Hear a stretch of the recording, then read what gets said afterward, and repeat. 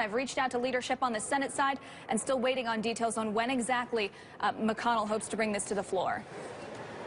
A lot of travel schedules in flux this afternoon, Kayla. Thank you for that. Kayla Tausche at the Capitol as well. We were talking to Texas Governor Greg Abbott about Amazon HQ2. And, Governor, I hope you won't mind fielding at least a question about how this could potentially impact our state. Well, it would be enormous for the state of Texas. It would be transformative with regard to not just where we are, but where we're going. But look how seamlessly it fits into what we have. Many people are familiar with what are called Silicon Hills, which is Austin, Texas, and the dynamic, high-tech workforce that we have there connected with the University of Texas. What a lot of people don't know is there are actually more tech-based workers in the Dallas-Fort Worth area. To show you how seamlessly we could incorporate Amazon in this, they want to create 50,000 new jobs. In just this past year alone, the Dallas-Fort Worth area added more than 100,000 new jobs alone. So this would be very good for the state of Texas, but also, candidly, it would be very good for Amazon to open up their HQ2 here in the great state of Texas. Governor, immigration, a big topic for the state of Texas. Are you frustrated to see that so intertwined with this spending bill? Well, I think Texans, as well as our fellow Americans, want to see the immigration issue solved.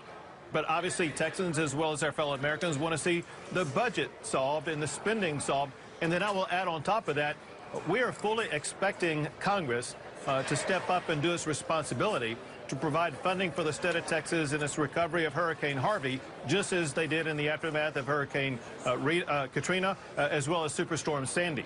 And so there's a lot of business they have to take care of, and we expect them to get back to business and take care of business.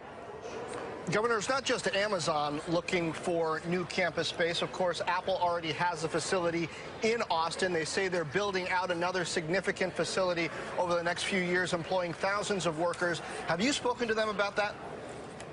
I have. I've spoken to Mr. Cook about what's going on here in Texas. As you articulated, but many people don't know, Apple's second largest campus in the world, as I understand it, is right here in Austin, Texas.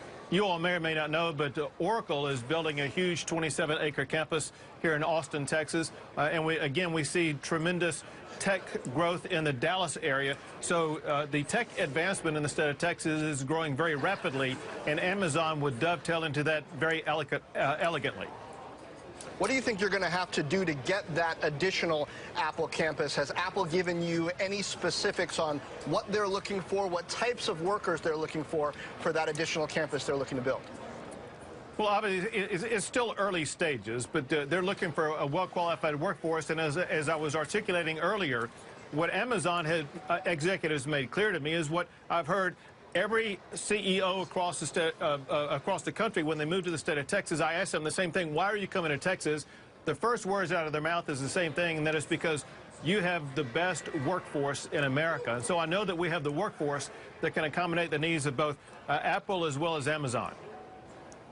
Governor, on another topic, the other day, page 1 of the Houston Chronicle, I believe, was all about the worries that are beginning to multiply in your state regarding NAFTA negotiations. What do you make of that? Well, listen, NAFTA is very important. Everyone agrees it needs to be updated, but also everyone understands this has been very good for the United States workers as well as for the state of Texas. The state of Texas leads the nation with regard to exports to Mexico and I think to Canada also.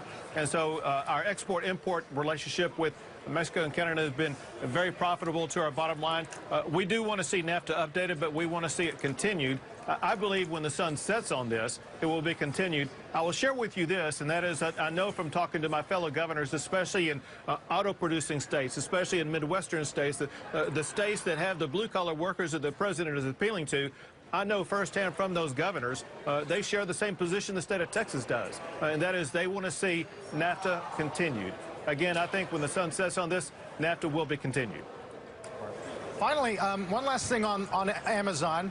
There's an Irish bookmaker that has odds on all these different cities. Austin's near the top, 7-2. Dallas odds 20-1. Your office is in Austin. Everybody in Texas loves Austin. They all go to school in Austin before going back to their cities. You're going to favor Austin? Listen, I'm going to favor Texas, and I will support both the Dallas area as well as Austin. Texas is incomparable, and I think that the two finalists should be Dallas and Austin. Governor, thanks for your time and for your patience today on this day where we're also monitoring potential shutdown. Good to see you. You too. Thanks. And as we head to break,